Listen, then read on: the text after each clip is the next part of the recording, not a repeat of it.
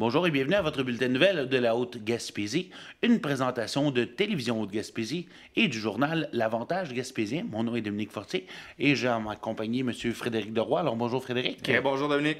Alors Fred, difficile de passer sous silence l'événement qui secoue Sainte-Anne-des-Monts depuis maintenant une semaine. On sait que jeudi dernier, on commençait à avoir un important déploiement policier à Sainte-Anne-des-Monts. On voyait plusieurs voitures banalisées qui étaient sur place, des endroits qui étaient perquisitionnés. Ça a découlé sur une scène de crime sur la 21e rue. Finalement, on apprenait tristement le décès de Maxime Lepage. D'ailleurs, le corps du jeune homme n'a jamais été retrouvé et la Sûreté du Québec a fait un appel à tous, histoire qu'on retrouve justement le corps de M. Lepage. Alors, jusqu'à maintenant, il n'y a pas beaucoup d'informations qui ont été communiquées par la Sûreté du Québec, outre le fait qu'on a arrêté deux individus en lien avec ce qui est maintenant considéré comme le meurtre de Maxime Lepage. Alors, Steve Lévesque, 46 ans, Maxime Labrie, 29 ans, ont été arrêtés. Dans le cas de M. Lévesque, il est accusé de meurtre au second degré. Dans le cas de M. Labrie, il est accusé de complicité après les faits. Ils devront revenir en cours, d'ailleurs, le 24 février prochain. Alors, évidemment, ça n'arrive pas tous les jours qu'on a des événements tragiques comme ça ici à Sainte-Anne-des-Monts. Et moi, en tant que journaliste, et toi, en tant que citoyen, j'imagine, la machine à rumeurs est assez épouvantable.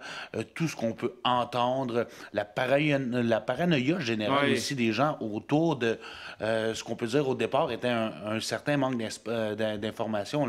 La Sûreté du Québec nous parle d'abord d'une affaire possiblement liée à une disparition.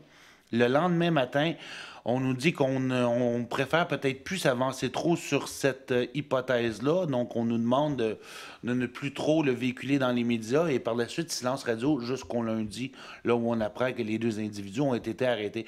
Alors, toi, de ton côté, comment tu as perçu ça là, dans la population, cette histoire-là? Ben, le plus difficile, c'est de s'en tenir aux versions officielles qui sont souvent très minces comme contenu. Et de l'autre côté, tu parlais de machine à rumeurs. Étant une petite municipalité, les gens se connaissent beaucoup, donc des liens se font rapidement et des fois des espèces d'assemblages un peu boiteux. Et là, on entend à peu près tout et n'importe quoi. C'est ça qui est difficile, dans le fond, à vivre pour la communauté. C'est d'entendre des versions, mais d'avoir rien d'officiel pour contredire ou affirmer que c'est bel et bien le cas. Donc, c'est ça qui est très difficile. Et quand on a aussi accès à des personnes un peu plus proches et d'avoir l'histoire qui semble être la vraie, mais de ne pas nécessairement pouvoir en parler, je suis sûr que comme journaliste, tu as eu plus de contenu que tu as pu en donner, mais il faut attendre souvent que les enquêtes soient terminées. Donc, c'est ce qui est difficile aussi. Et il ne faut pas que les gens pensent que les journalistes essaient de cacher des choses. C'est pas le cas. Il faut respecter un peu ce qui se passe par rapport aux enquêtes policières. Mais tout le monde veut savoir. C'est des bombes dans les communautés comme ça qui explosent et on est tous curieux, mais en même temps, il faut être respectueux. Et l'autre point, c'est sur les médias sociaux où on s'enflamme. Des fois, on oublie que... il y a des familles derrière ça. C'est ça, cette victime-là, peu importe ce qu'elle faisait dans la vie, les gens qui l'aiment autour, je veux dire, c'est une perte, là. Je veux dire, c'est quelque chose qui est assez soudain et qui est difficile à prendre.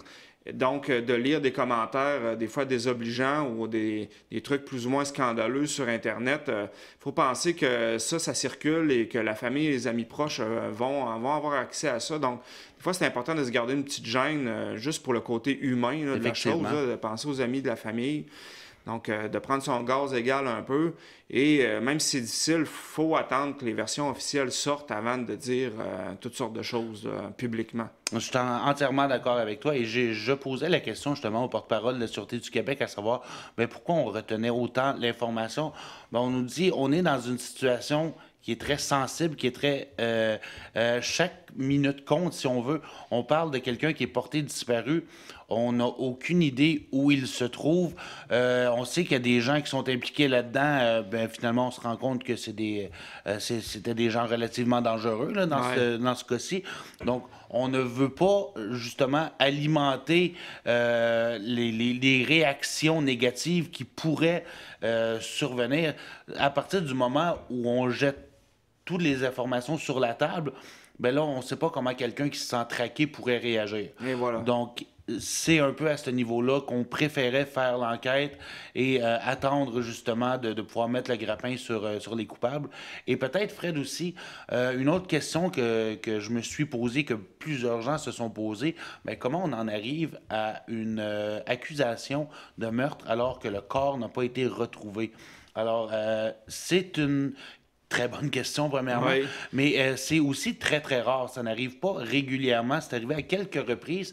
Mais là, dans ce cas-ci, ce que le porte-parole de la Sûreté du Québec me disait, c'est qu'on a des témoignages et on a également des expertises de scènes de crime qui laissent pratiquement aucun doute à l'effet qu'il y aurait eu meurtre. Donc, les enquêteurs en étaient convaincus lorsqu'ils ont déposé la preuve au DPCP, au procureur de la Couronne, et à son tour, le procureur de la Couronne a jugé qu'il y avait suffisamment de preuves également pour déposer des accusations. Ouais. Alors, ce n'est pas monnaie courante pour les gens qui se posaient la question, mais effectivement, c'est des choses qu'on a déjà Ouais, vues. on n'accuse pas comme ça à la légère. Tu sais, une situation comme ça, c'est parce on est équipé en preuve pour pouvoir aller avec une accusation comme ça. Et on veut que ça tienne au final. Ouais, Et oui, effectivement. ouais. Et justement, les deux individus ont comparu au palais de justice de Sainte-Anne-des-Monts. C'était relativement et particulièrement lourd comme atmosphère. Il y avait pratiquement une centaine de personnes qui étaient là, beaucoup de proches de la victime. On pouvait sentir la lourde émotion dans la salle. C'était très, très particulier. Comme on disait, on ne vit pas ça à tous les jours. Alors, évidemment, ben, nos sympathies vont à cette famille-là qui Ouais. doit vivre des moments extrêmement difficiles, surtout en raison notamment là, du caractère public que tout ça a pris. C'est dur, évidemment, de garder un meurtre sous silence. On a un boulot à faire, Ouais. mais ça va être encore des mois particulièrement difficiles, autant pour la couverture du procès à venir que si d'autres révélations pouvaient survenir. Oui, et de grâce, si vous connaissez l'histoire parce que vous avez vu quelque chose d'important, allez pas le dire au Tim Hortons, allez le dire à la police. Là. Je veux dire, là, l'important, c'est pas d'alimenter les rumeurs ou de paraître de la personne qui a la version de l'histoire officielle. Là. Si vous avez des informations, allez à la police là, pour que tout ça débloque le plus possible. Effectivement. Et c'est l'escouade des crimes majeurs qui a pris ce dossier-là en main. Si on va sur Internet et qu'on tape ça sur Google, vous allez facilement trouver toutes les façons de communiquer avec eux par téléphone, par courriel. Sont accessibles 24 heures sur 24. Alors, évidemment, ben, la priorité, là, ça demeure de localiser le corps de Maxime Lepage pour espérer que les familles puissent commencer à faire un certain deuil. Ouais. Et voilà. Alors, aussi dans l'actualité, cette semaine, une autre nouvelle, bon, plus ou moins joyeuse à parler, mais évidemment, ça a fait le tour.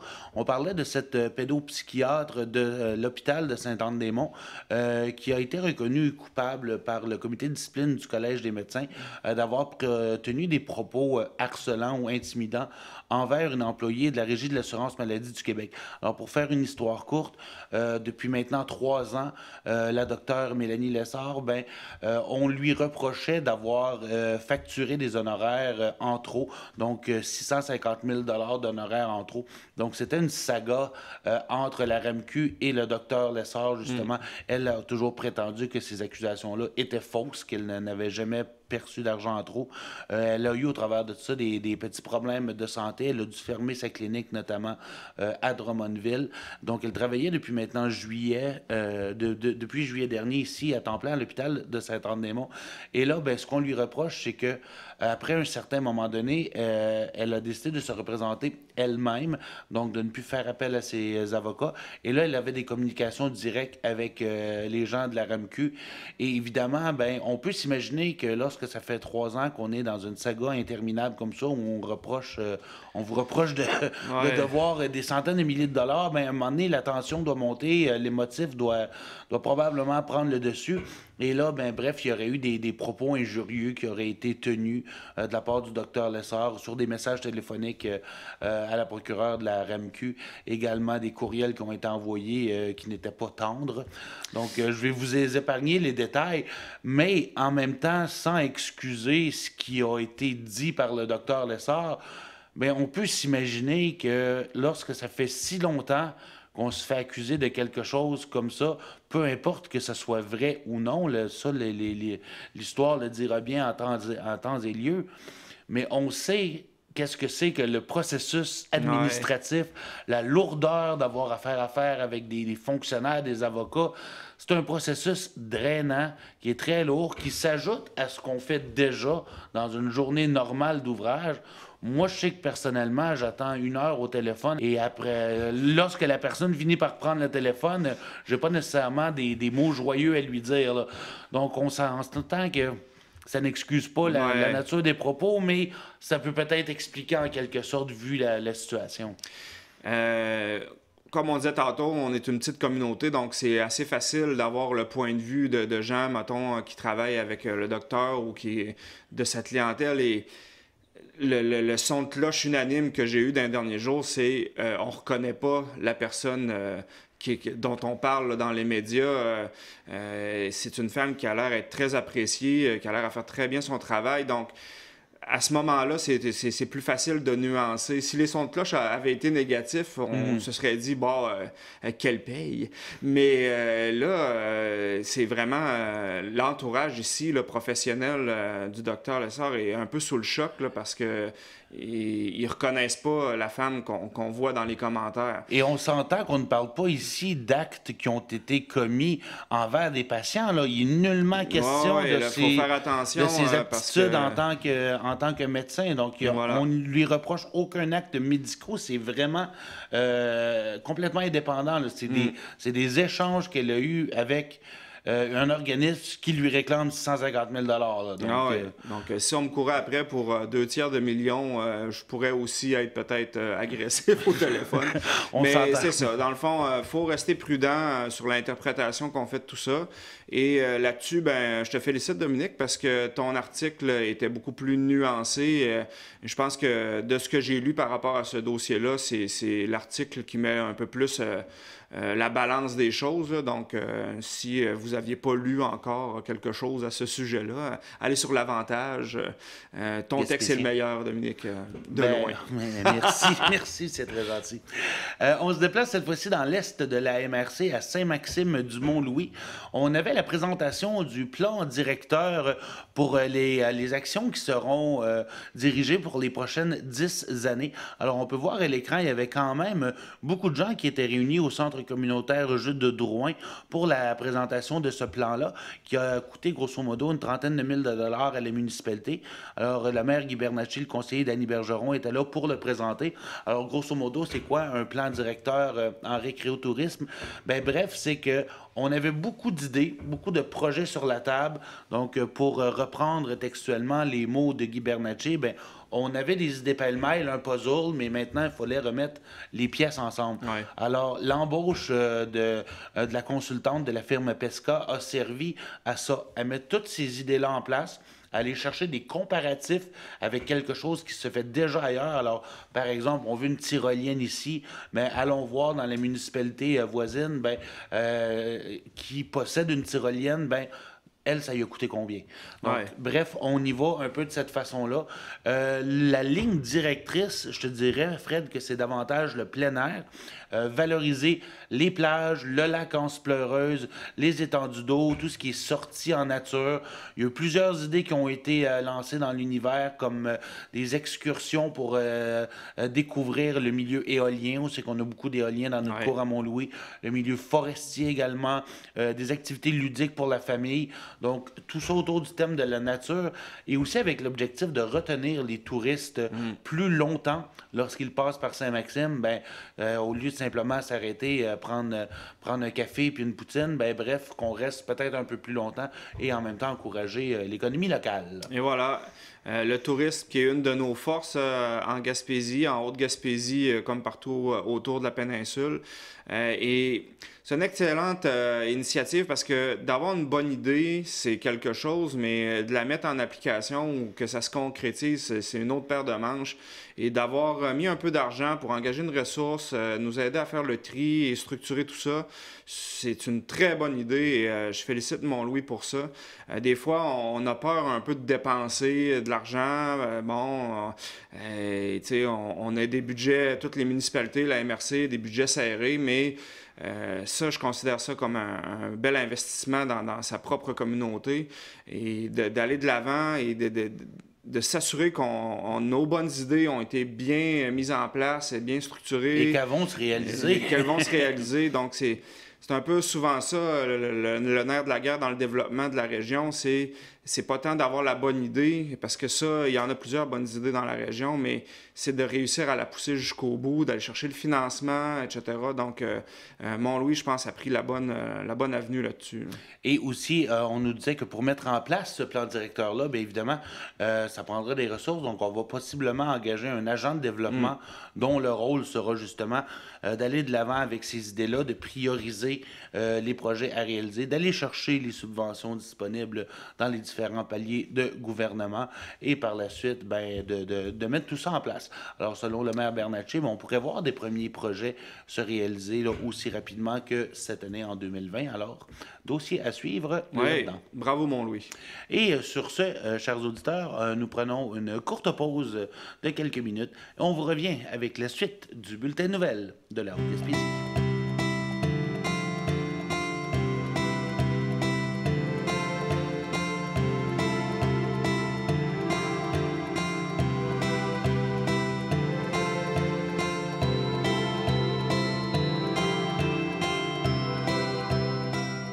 Nous sommes Marie-Ève et Marie-André de la pâtisserie-boulangerie Marie-4-Poches. Moi, je suis native de Sainte-Anne-des-Monts, puis Marie-Ève est des cantons de l'Est. Bien, on s'est rencontrés toutes les deux dans un milieu de travail, ici même à l'auberge Château-la-Montagne. Puis on avait toutes les deux un désir de faire les choses par nous-mêmes. Puis, En fait, on voulait tous les deux ouvrir une boulangerie, c'est aussi simple que ça. Puis les deux, on avait des enfants, on connaissait chacun notre réalité, puis notre rigueur, puis notre envie de simplicité, mais d'originalité aussi. Puis alors, nos motivations pour démarrer une entreprise ici, ça a été le fait qu'il n'y avait pas de boulangerie, le fait qu'on désirait avoir un lieu de rassemblement pour les différentes générations, nous autres, nos amis, notre famille. Ouais. La proximité avec la clientèle, le décor, le cadre, tout était parfait. D'avoir Marie-4-Poches, ça nous permet de nous réaliser en tant que personne de bien des façons, notamment au niveau de la créativité. La polyvalence de gérer plusieurs départements, de faire face aux obstacles puis trouver des solutions, de toujours vouloir s'améliorer puis devenir de plus en plus efficace. Bien, les avantages de s'installer à Haute-Gaspésie, c'est entre autres que le loyer est plus abordable. Oui, il y a moins de compétition. On peut démarrer petit puis tranquillement créer notre clientèle puis aller plus loin. En Haute-Gaspésie, il y a de la place pour l'entrepreneuriat parce que tout est encore à faire. On a une offre de services qui est grandissante, mais la demande est là. Puis on a un potentiel de tourisme à l'année avec le parc de la Gaspésie, puis tout ce qui est nature et etc. Ah oui, les gens sont prêts à consommer, sont prêts à participer, mais c'est vraiment l'offre qui est manquante. Il manque de mains, il manque de gens avec des idées, mais les gens sont prêts.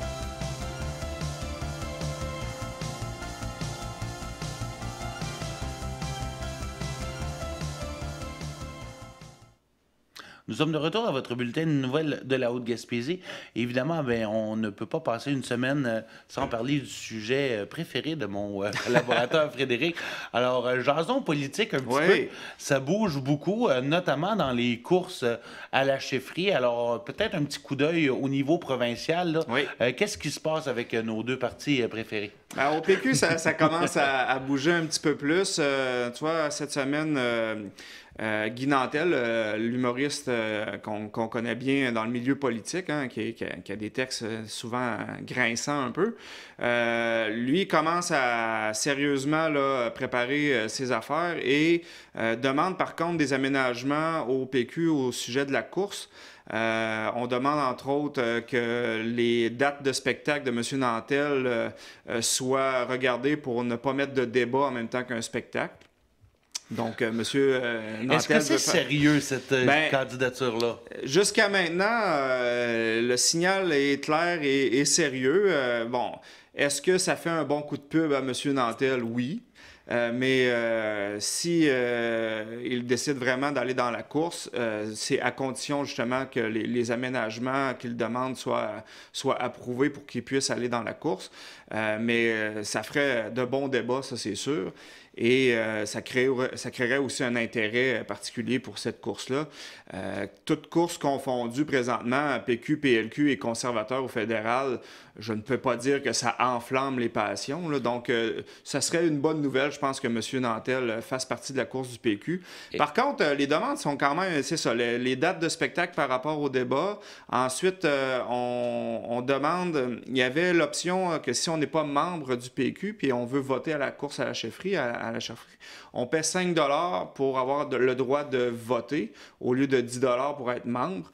Et là-dessus, M. Nantel aussi aimerait que ça soit gratuit pour les non-membres parce qu'il a peur que ses sympathisants qui voteraient pour lui ne veulent pas dépenser le 5 $. Donc, bon, est-ce que c'est des demandes un peu princesse? Je ne m'avancerai pas là-dessus, mais c'est sûr que M. Nantel essaie de mettre vraiment tout à son avantage. Bon, on le comprend un peu. Quand on se lance dans une course à la direction, on veut la gagner. Et là, actuellement, c'est simplement M. Nantel et M. Gaudreau qui auraient manifesté Gaudreau une officiellement, intention? mais par contre, Paul Saint-Pierre Plamondon de Babyface annoncerait sous peu aussi sa candidature officiellement. Et l'historien, son nom m'échappe, Frédéric... oui, je sais à qui tu fais référence. Bon. Oui. Donc, lui aussi, ça serait officiel qu'on a des dates de lancement de campagne. Donc, à date, on serait 4 dans la course et il y a un dernier nom qui m'échappe qui serait intéressé aussi. Donc, probablement une course qui va être plus intéressante qu'elle s'annonçait là, à la base. Et dis-moi, Fred, de mémoire de commentateurs politiques, est-ce que tu te rappelles qu'on ait eu des vedettes qui se soient présentées à des courses à la chefferie?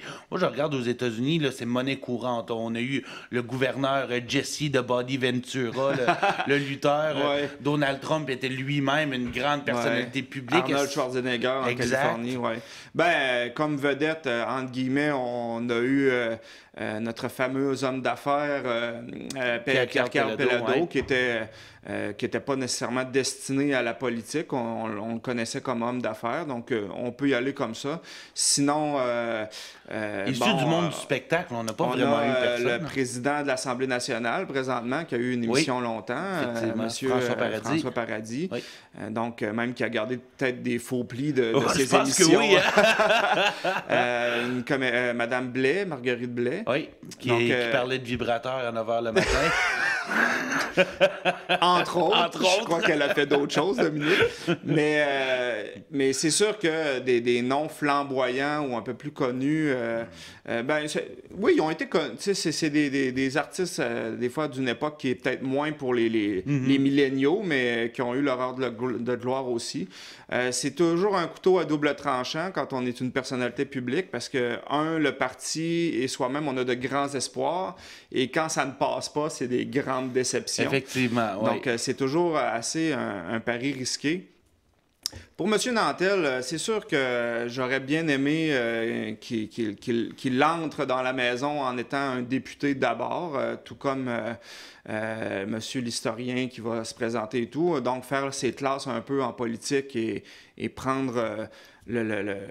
apprendre sur le tas et représenter sa circonscription, etc. Mais en même temps, c'est pas nécessaire. Donc, il y en a beaucoup qui l'ont. C'est ça. On verra qu'est-ce que ça donne. Et Fred, justement, on va se garder un petit peu de jus pour la semaine prochaine. Oui. Alors, on parlera de la course au Parti libéral la semaine prochaine, également celle au conservateur fédéral, parce que là aussi, il risque d'y avoir de l'action. Les choses commencent à se placer. On commence savoir qu'est-ce qui va se passer à l'intérieur du parti. Et si je te disais Notre-Dame des Sept Douleurs, qu'est-ce que ça t'inspire? Ben moi, je me suis toujours demandé, c'est si j'habitais là, remplir un formulaire, mon Dieu que le nom de la ville est long à écrire. Effectivement, et aussi le simple nom donne pas l'illusion d'un endroit Ça a très, l'air très fermant. accueillant. Effectivement. Alors, bref, pourquoi on vous parle de Notre-Dame des Sept Douleurs, ce petit village de 35 habitants entre Rivière-Ouelle et Rimouski? Ben, c'est en raison de notre artiste local, Claude Pelgag, Oui. qui sortira son 3e album qui s'intitule justement Notre-Dame des Sept Douleurs. Alors, justement, de son propre aveu, elle disait que le nom lui donnait des frissons lorsqu'elle passait sur la 132. Elle s'imaginait justement des maisons angoissantes, un village à l'agonie. Finalement, elle a été habitée là pendant quelques temps, histoire de se mettre dans l'humeur de la place. Ça lui a inspiré des nouvelles chansons.